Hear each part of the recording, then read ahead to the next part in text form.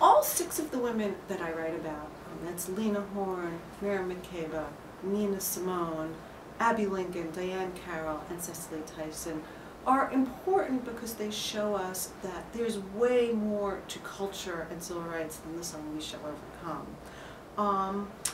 All of them were doing cultural work and performing in ways that gave Americans and non-Americans access to the civil rights movement.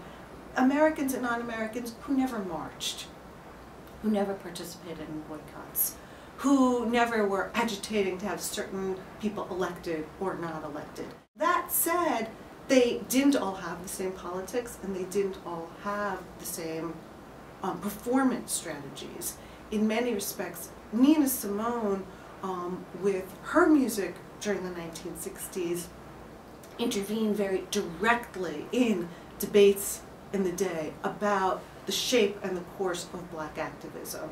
In the song Mississippi Goddam, which she wrote in 1963, just after she heard about the Birmingham church bombing, she challenged what was seen as conventional wisdom of that moment in time.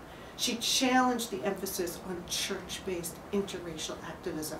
She challenged the emphasis on gradual legislative change. She was really articulating a black power perspective in that song in 1963.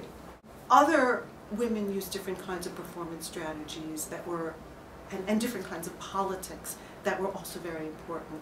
Miriam Makeba, for example, is a South African singer who came to the United States in the late 1950s. She very much avoided any kind of confrontational politics. For the first few years that she was in the United States, she didn't talk much about her history in apartheid South Africa and the way she had been victimized by the fact that some of her relatives were killed in the Sharpeville massacre.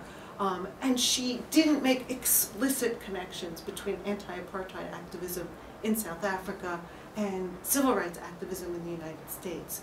But by performing her songs in different languages, by appearing in ways that American critics regarded as exotic, as tribal, as different, she created links and she gave Americans opportunities to think about anti-apartheid activism and civil rights activism in relation to each other.